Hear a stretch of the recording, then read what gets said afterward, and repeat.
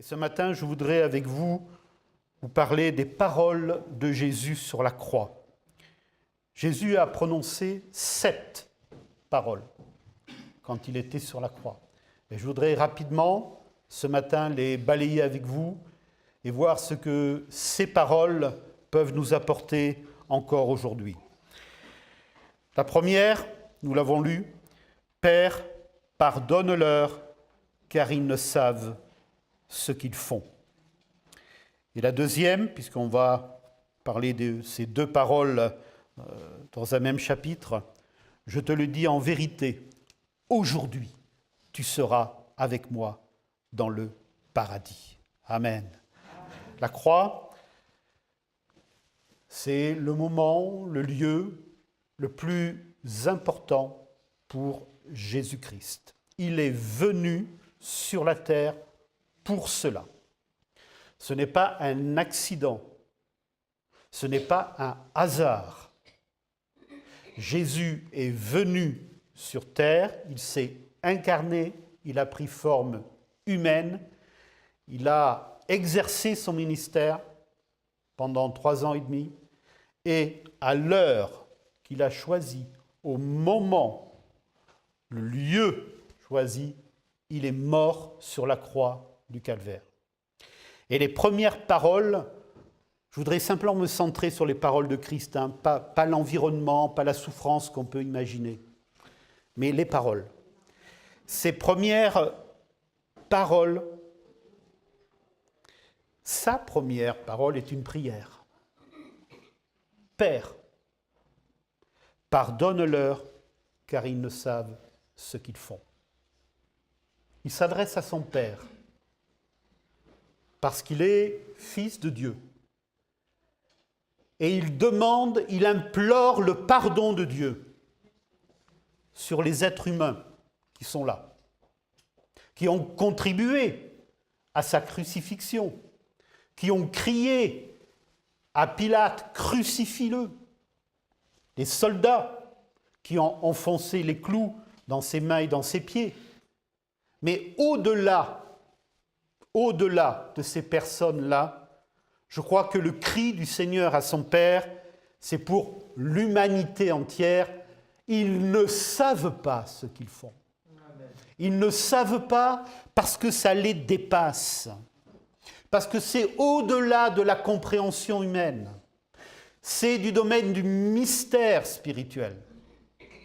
Le fait que Christ soit venu, pris forme humaine, et soit mort de cette manière sur la croix du Calvaire, c'est quelque chose, mes chers amis, qui est incompréhensible.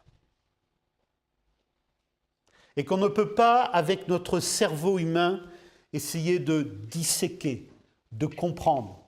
C'est quelque chose qui nous dépasse, qui est l'ordre du mystère divin, et tout simplement de la foi. On ne peut pas, avec notre intelligence humaine, comprendre le pourquoi, le comment de la mort de Jésus. C'est un acte de foi, c'est une relation, c'est une expérience toute particulière. Ils ne savent pas ce qu'ils font, ça les dépasse. C'est pas qu'ils n'y sont pour rien, c'est pas ça. Mais de toute façon, de toute éternité, Dieu avait prévu ce plan-là. Et il fallait que le Christ meure de cette façon-là et qu'il soit élevé entre ciel et terre. Lors de la discussion avec Nicodème, Jésus a eu cette parole-là dans Jean chapitre 3. Il fallait, c'était une nécessité.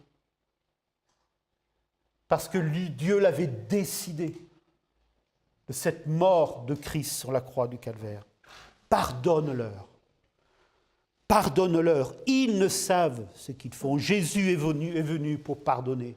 Jésus est venu pour sauver. C'est une œuvre spirituelle.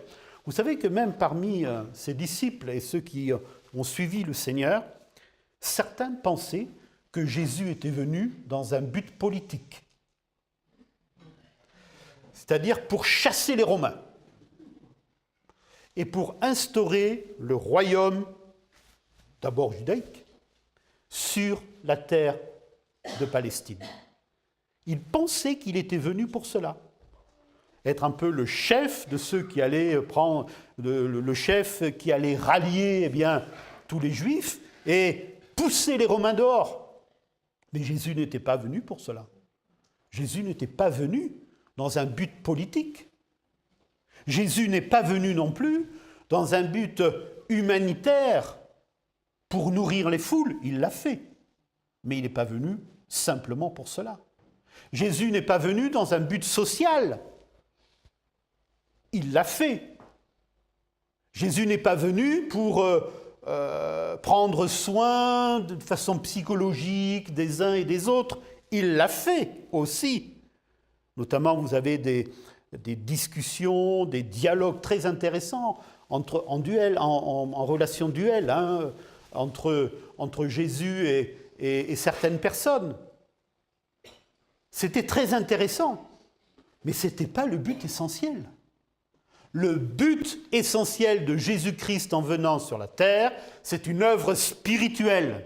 C'est pour nous pardonner de nos péchés, chercher et sauver ceux qui étaient perdus. Et il le montre clairement dans la relation avec les brigands. Il y a là 2 brigands, on a lu l'histoire. Eux, ils ont mérité leur crime. Eux, ils savent pourquoi ils sont là. Vraiment, parce que c'est la conséquence de leurs actes. Il y en a un, « Oh ben, sauve-nous par la même occasion, puisque tu es le sauveur. » L'autre comprend. « Mais tu crains pas Dieu? Pour nous, c'est justif, mais lui, il n'a rien fait de mal. Souviens-toi de moi quand tu viendras dans ton règne. » Vous savez, c'est là où on voit que le Seigneur est Seigneur, que Dieu est souverain et il est plein d'amour.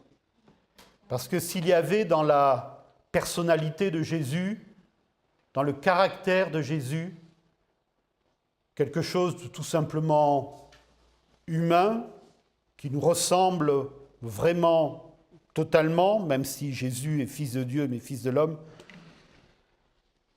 je ne sais pas comment nous on aurait réagi par rapport à cela. On aurait pu dire, attends, c'est trop facile, là, au dernier moment. Au dernier moment, comme ça, pardonner pour tout ce que tu as fait. C'est trop simple. Et peut-être qu'on a cette réaction-là en disant, voilà, pendant toute sa vie, voilà, il a été un brigand, même peut-être qu'il a commis des crimes. Et au dernier moment, juste avant de mourir, il se tourne vers le Seigneur et il obtient le salut, il obtient le pardon. C'est normal, ça, c'est logique. C'est logique, humainement parlant. J'en reviens à ce que je disais au début. Ça nous dépasse. Parce que c'est l'amour de Dieu. C'est la souveraineté de Dieu. Le Seigneur est là pour pardonner. Il est là pour sauver. Son cœur est plein d'amour. Et je voudrais dire, puisque ce matin nous sommes pour la plupart des chrétiens convertis ou alors qui sont en phase de l'être, qui connaissent la parole de Dieu, que l'esprit de pardon doit nous caractériser. Jésus nous montre le chemin. Et on doit être capable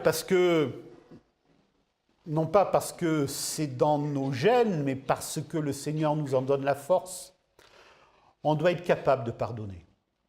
Et c'est le Seigneur qui nous donne la force de pardonner. Alors peut-être qu'il y a des raisons légitimes, normales, logiques, à ce qu'on puisse dire « Ah non, je ne pardonne pas, ce n'est pas possible ». Certainement. Et on peut les présenter, les raisons. Et dire, voilà, c'est ça, c'est ça, c'est ça. Et puis quelqu'un qui vous écoute, il vous dit, ah oui, ah ben ça c'est sûr. Hein. Après tout ce que cette personne t'a fait, dans la situation que tu es, là je te comprends, hein, c'est pas possible de pardonner. Hein. Mais le Seigneur nous donne la force de pardonner. C'est quelque chose qui est au-delà de nos capacités, mais que le Seigneur, en rentrant dans nos vies, en venant dans nos cœurs, nous donne la force de faire. Parce que le pardon est, même ceux qui ne sont pas chrétiens, les psychologues, les psychiatres, tout ça qui ne sont pas chrétiens, avec qui j'ai pas mal à faire dans mon métier, avec les jeunes, disent que le pardon est libérateur. Le pardon est libérateur. Alors, à plus forte raison, nous qui sommes chrétiens, nous qui connaissons le Seigneur, devons-nous, à l'image du Seigneur, pardonner. Pardonner. Et le pardon, on l'a vu, moi j'ai deux histoires, enfin je veux dire deux domaines de l'histoire où on a vu, il y en a plein d'autres dans l'histoire de l'humanité, hein, mais là je mets de côté la Bible. Quoique les deux personnes en question ont à voir avec la Bible. Vous avez dans l'histoire du monde, à un moment donné, où le pardon a été libérateur, en Afrique du Sud, notamment. Le pardon a été libérateur, avec Nelson Mandela.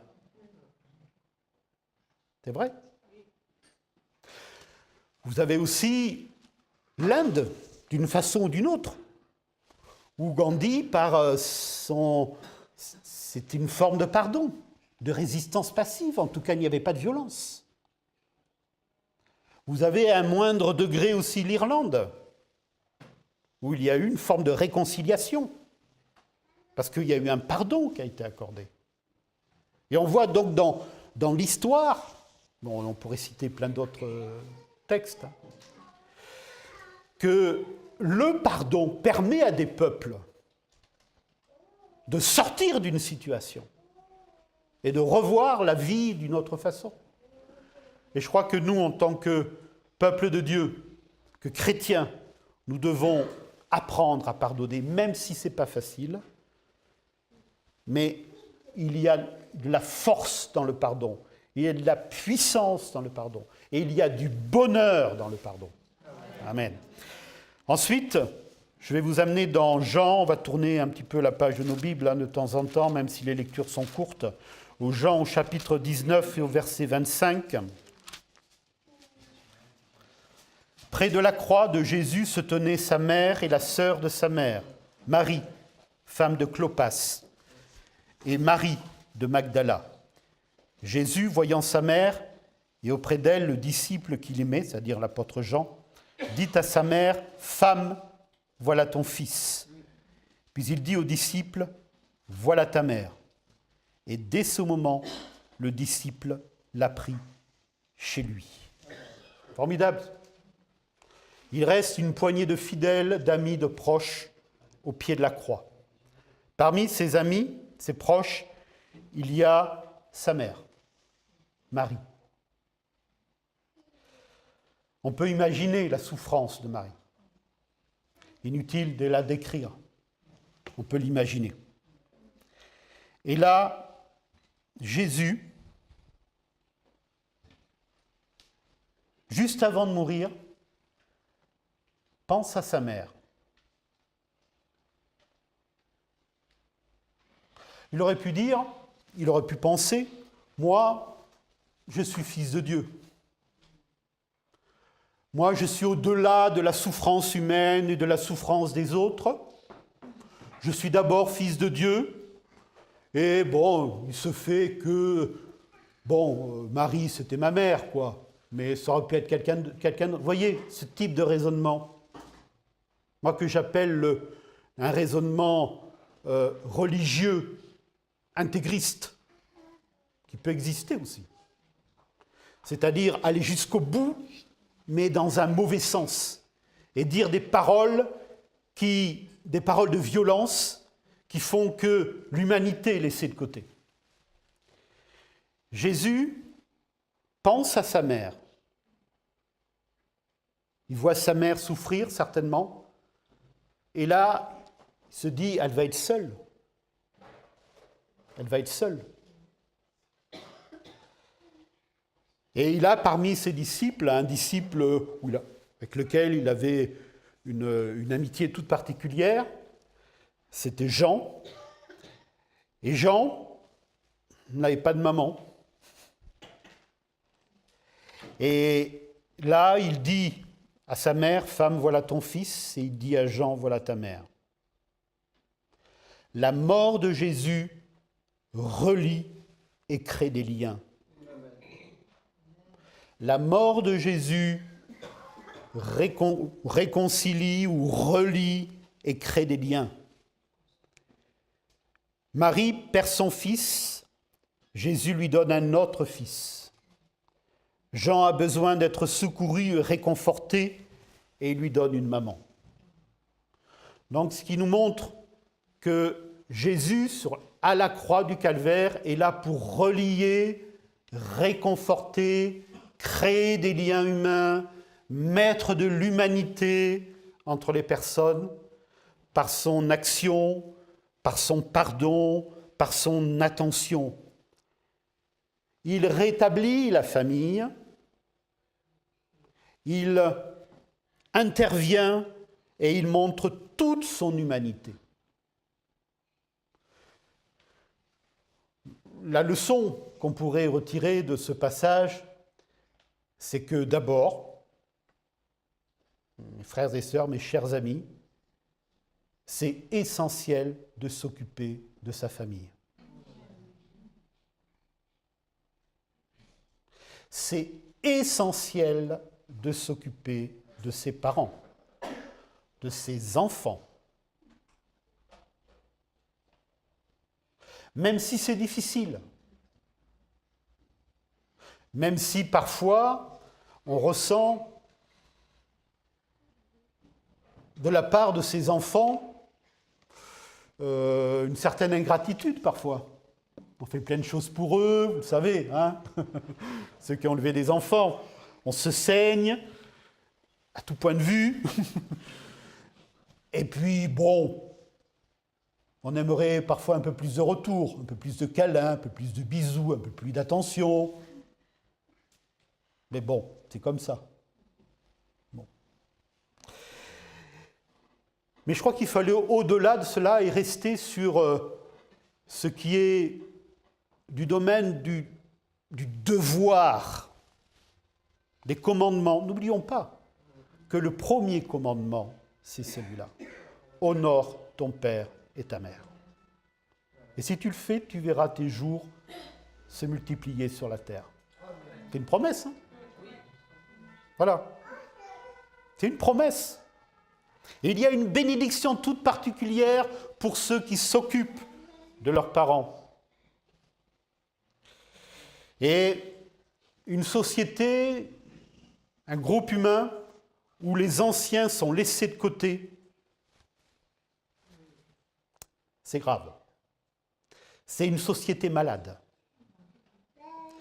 Une société où les parents sont mis de côté, les anciens ils sont trop vieux, allez, hop, on s'en occupe plus. Non. C'est vraiment le signe d'un état de maladie spirituelle.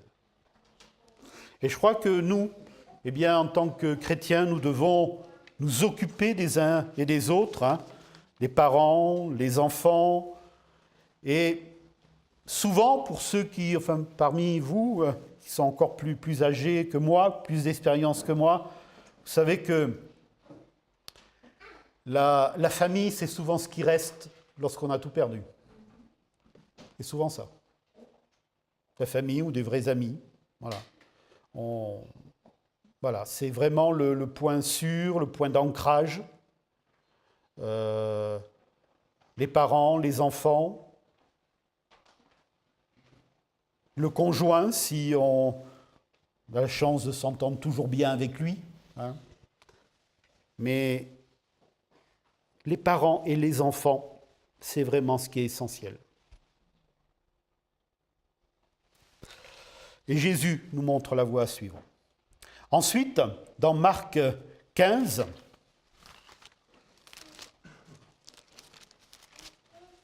Marc 15, 33 3.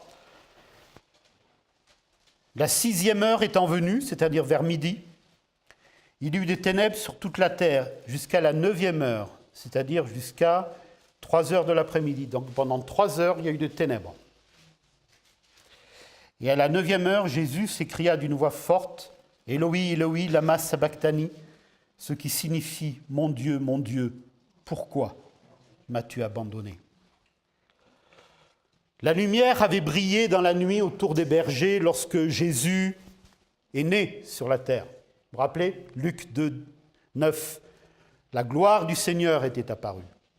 Et là, au moment où Jésus quitte la terre, meurt, eh bien, une nuit surnaturelle enveloppe la croix. Une nuit surnaturelle, parce qu'il ne fait pas nuit entre midi et 3 heures l'après-midi. On est là dans l'instant crucial de la séparation. Quand j'étais plus jeune dans la foi, je me suis posé la question, mais pourquoi Jésus dit ça ? Mon Dieu, pourquoi m'as-tu abandonné ? Serait-ce possible que Dieu abandonne son Fils alors qu'il y a une relation entre eux ? Jésus, quand il était dans son ministère, à chaque fois, il y avait un contact, une relation permanente, une confiance. Le Seigneur exauçait ses prières, les malades étaient guéris, les morts ressuscités, les paralytiques marchaient.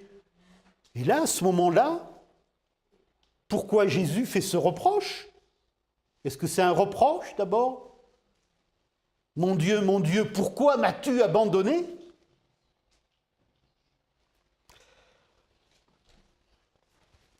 Je crois qu'on arrive à comprendre cette parole lorsque on comprend que Jésus est allé jusqu'au bout de sa mission.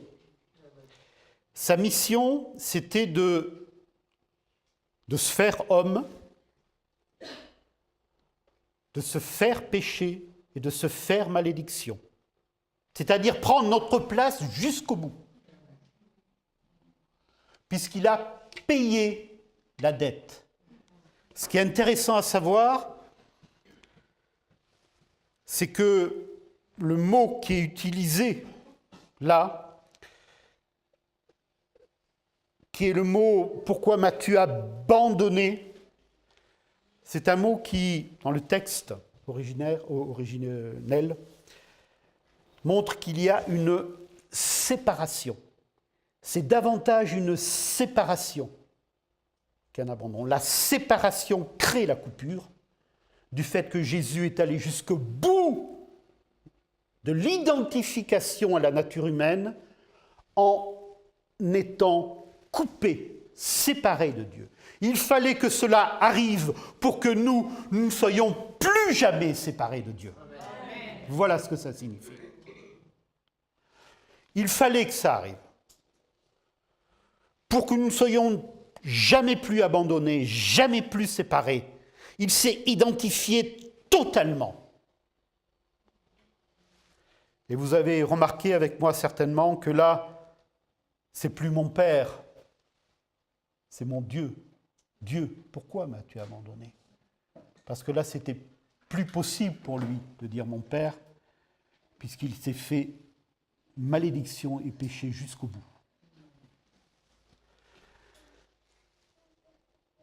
Comprenons bien que lorsque nous croyons en Jésus-Christ, lorsque nous sommes habités par Jésus-Christ, nous avons une relation avec Dieu libre grâce à ce moment-là.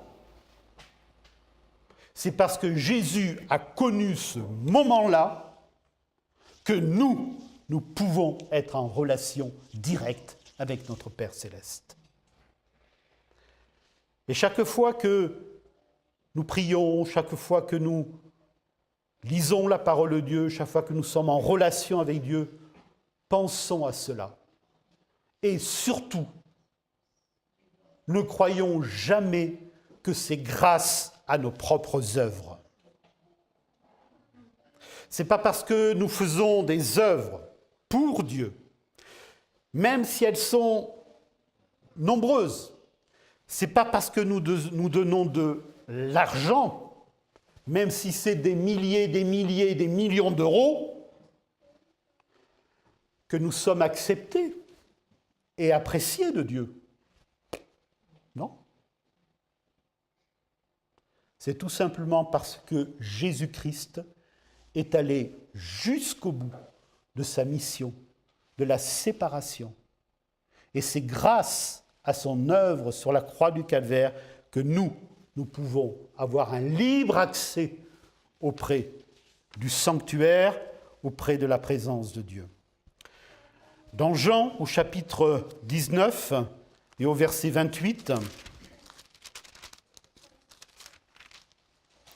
après cela, Jésus, qui savait que tout était déjà consommé, dit, afin que l'Écriture soit accomplie, « J'ai soif ».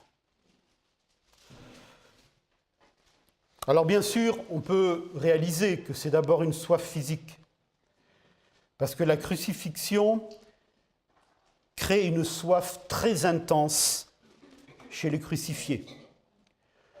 D'autant plus qu'on est entre midi et 3 heures, donc il fait très chaud. Mais au-delà de cette soif physique, je crois vraiment qu'il y a une autre soif. C'est la soif morale, la soif spirituelle du Seigneur. J'ai soif. J'ai le souhait, j'ai le désir d'habiter dans ta vie. J'ai le souhait, j'ai le désir de te donner ce qu'il y a de meilleur. J'ai le souhait, j'ai le désir de pardonner tes péchés, même si tu les trouves trop grands, trop importants, trop lourds. J'ai le souhait, j'ai le désir de le faire. J'ai soif de te bénir, j'ai soif de te guérir, j'ai soif de vivre en toi. J'ai soif de te donner ma vie spirituelle, ma vie abondante. Et cette parole fait écho aux paroles du Seigneur proclamées le jour de la fête des tabernacles. Vous connaissez certainement cette parole dans Jean au chapitre 7, verset 37. « Si quelqu'un a soif, qu'il vienne à moi et qu'il boive. Des fleuves d'eau vive couleront de son sein. » Amen. Amen.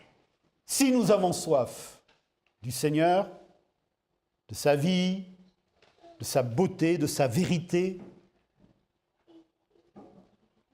eh bien, il est là pour nous accueillir, parce qu'il a soif lui aussi de cela. Voilà ce que signifie cette parole. Alors n'hésitons pas à nous approcher avec simplicité, avec vérité, en disant que le Seigneur nous accueille, et il ne nous repousse pas. On arrive à la 6e parole dans Jean chapitre 19, verset 30. Quand Jésus eut pris le vinaigre, il dit « Tout est accompli ». Et baissant la tête, il rendit l'esprit. Tout est accompli. C'est une parole qui a traversé les siècles et qui est même très connue par ceux qui ne sont pas chrétiens. Si vous connaissez quelqu'un qui ne connaît pas la Bible et qui vous dit quelle parole Jésus a prononcée sur la croix, il vous citera peut-être « Père, pardonne-leur » et celle-là. Tout est accompli.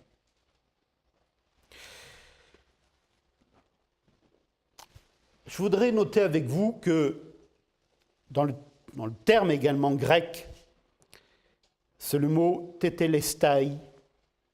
C'est une expression généralement employée pour affirmer qu'une dette est définitivement payée. La dette est payée. Ça y est, la dette est payée. Nous appartenions à quelqu'un d'autre, pris, si vous voulez, en otage par l'adversaire de nos âmes. Et il y avait une rançon qui était demandée. Et cette rançon, ce n'était pas de la... Généralement, pour les brigands, c'est ça, c'est de l'argent. Là, c'était la mort de Christ, la rédemption, la mort de Christ sur la croix du Calvaire, qui est le prix de la rançon, qui fait qu'ensuite on est libéré et on n'est plus des otages. Voilà ce que ça signifie, tout est accompli. Ça signifie ça. Tout est accompli, ça signifie aussi, j'ai accompli la mission. J'étais venu pour une mission toute particulière. Cette mission qui n'était pas comprise de tout le monde, hein, même de ses amis, hein, même de ses disciples. Ils n'ont pas compris cette mission-là. À la croix du Calvaire, au pied de la croix, on sait qu'il y avait Jean, puisque c'est marqué. Mais c'est tout, les autres ne sont pas cités. Hein. Il y en a peut-être quelques-uns qui sont là, mais ils ne sont pas cités. Il n'y a que Jean qui est cité. Vous vous rendez compte ? Ses amis proches, disciples qui ont vécu avec lui, ne sont pas là. Ou peut-être comme Pierre à un moment donné, de loin, pour regarder ce qui se passe. Et là, le Seigneur accomplit la mission. Il va jusqu'au bout. La mission est accomplie. Et je voudrais vous dire quelque chose qui est important, mes frères et sœurs, c'est que Jésus a accompli définitivement la mission. Ce qui signifie, et ça s'est déjà vu dans le passé, et ça va encore se voir dans l'avenir, surtout dans les temps de la fin.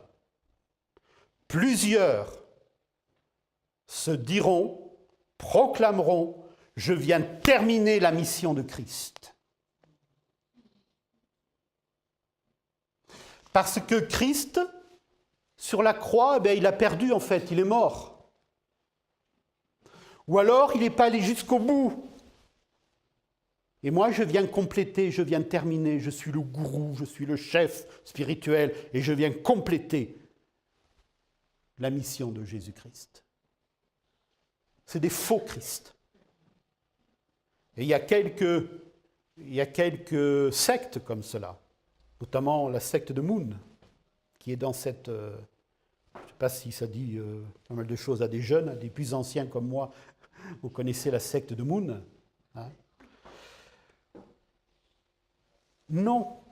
La rédemption de Christ sur la croix du Calvaire, elle est éternelle. C'est un sacrifice unique, c'est un sacrifice parfait, et nul ne peut dire « je viens terminer l'œuvre de Christ ». Personne ne peut le dire. Il a tout fait. Il a tout accompli. Alors ne nous laissons pas trahir, amener dans des voies qui ne sont pas des voies de Dieu. Restons dans la parole de Dieu. Nous sommes sur un terrain solide. Nous sommes sur un terrain de foi, de victoire. C'est Christ qui est mort sur la croix du Calvaire. En lui seul, nous avons le salut. Personne d'autre ne peut nous donner le salut. C'est lui que nous devons suivre. C'est lui que nous devons aimer. C'est la parole de Dieu que nous devons chérir, pas quelqu'un d'autre. Et faisons attention à des prédicateurs de toute nationalité, de toute religion, de tout ce que vous voulez, qui vont se lever dans les temps à venir et qui vont redonner une voix particulière pour que le monde soit sauvé. Ça sera le terreau, vous savez, de la venue de l'Antichrist dont nous parle la Bible. Hein? La Bible nous parle de la venue de l'Antichrist. Et ça sera sur un terreau, un terrain spirituel. Hein? C'est pour ça qu'il faudra être très vigilant et rester dans la parole de Dieu et dans la victoire de Christ sur la croix. La mission est accomplie. Et je voudrais terminer par la dernière parole dans Luc 23, 46.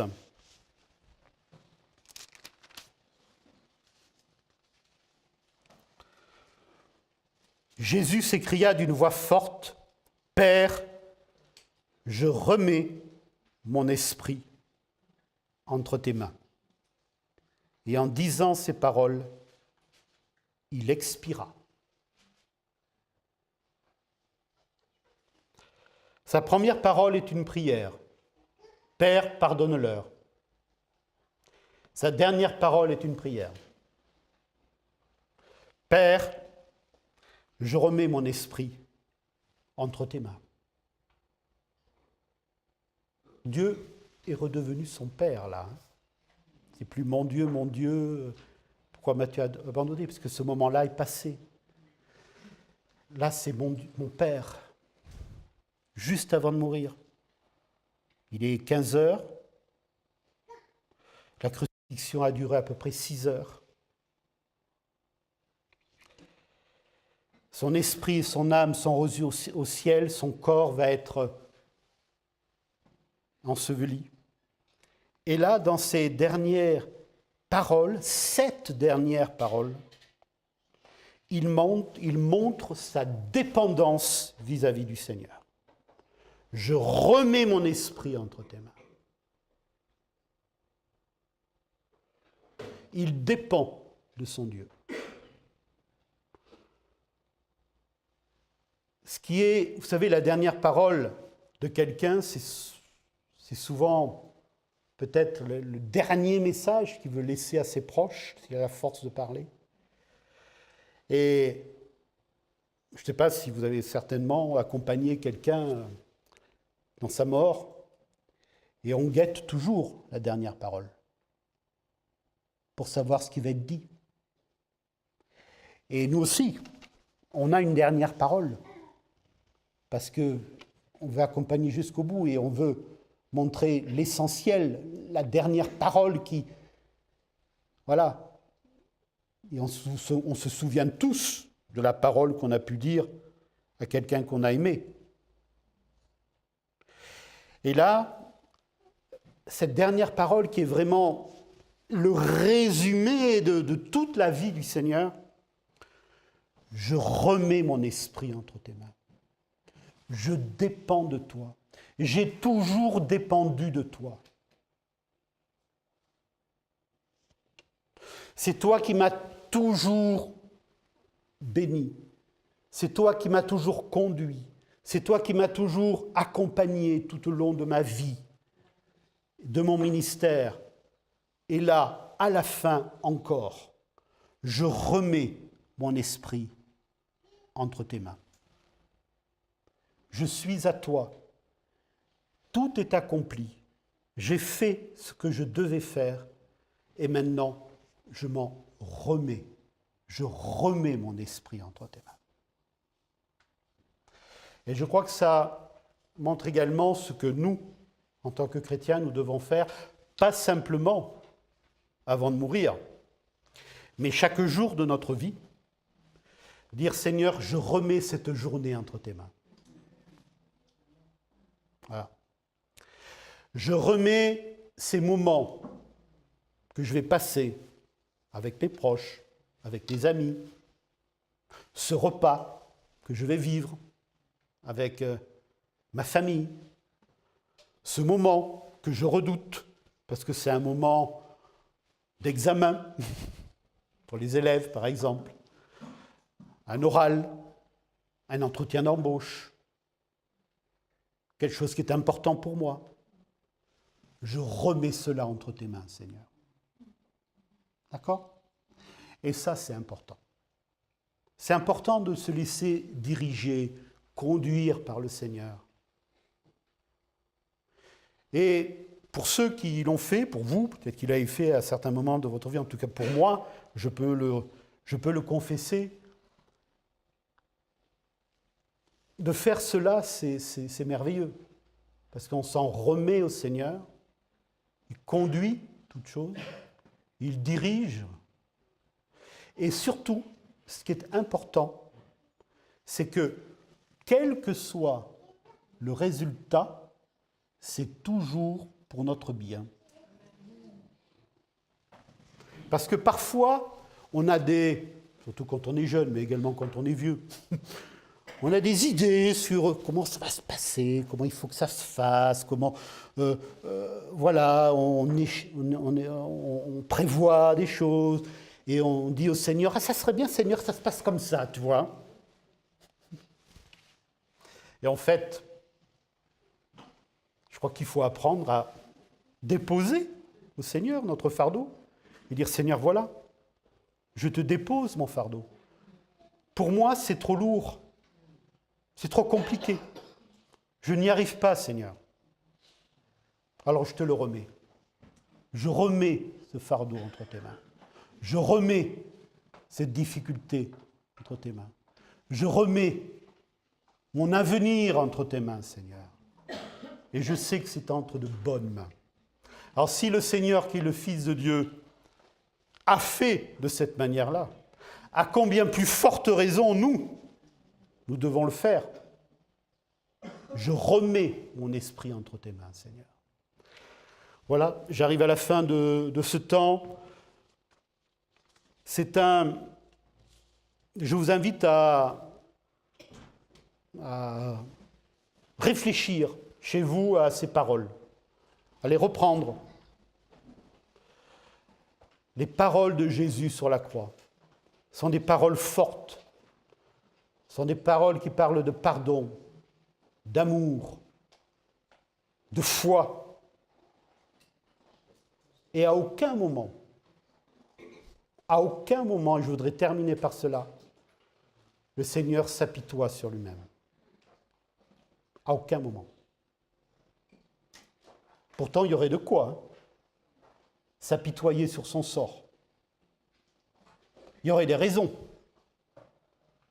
Mais non, il ne s'apitoie pas sur son sort. Et il nous montre la voie à suivre. Parce que l'avenir, la réussite, le bonheur est pour ceux qui ne s'apitoient pas sur leur sort. D'abord, au niveau humain. Moi, c'est ce que, dans les entretiens que je peux avoir avec les élèves, c'est ce que je leur dis. Tu ne t'apitoies pas sur ton sort. Je ne leur parle pas du Seigneur parce que je n'ai pas le droit. Mais je leur dis, tu ne t'apitoies pas sur ton sort. Voilà. Et puis je leur donne d'autres conseils, etc. Mais ça, c'est la voie à suivre. Et après, nous, en tant que chrétiens, eh bien, on peut donner ce conseil à nos frères, nos sœurs, voilà, et puis ce conseil à nous-mêmes aussi. Non, je ne vais pas m'apitoyer sur ce qui m'arrive. Voilà. Le Seigneur est avec moi. Il va me diriger, il va me conduire. Je remets mon esprit entre tes mains, Seigneur. Et je sais que la victoire est au bout du chemin parce que, mes frères et sœurs, Jésus, il n'est pas resté sur la croix. Il est ressuscité. Amen. Donc voilà, le bout du tunnel, il est là. C'est la résurrection, c'est la victoire. C'est la victoire, la résurrection. Que le Seigneur soit béni. Amen. Merci Seigneur pour ces moments, merci pour ta parole. Nous voulons Seigneur regarder à toi, nous voulons avoir confiance en toi, nous voulons nous réjouir Seigneur de ces moments que nous passons ensemble pour t'adorer ce matin, pour te glorifier. Nous voulons méditer sur ces paroles que tu nous as laissées Seigneur et les faire nôtres. Aide-nous à mettre en pratique ta parole Seigneur. Aide-nous à suivre ton exemple. Ce n'est pas facile, mais tu nous y aides, Seigneur. Merci pour ces moments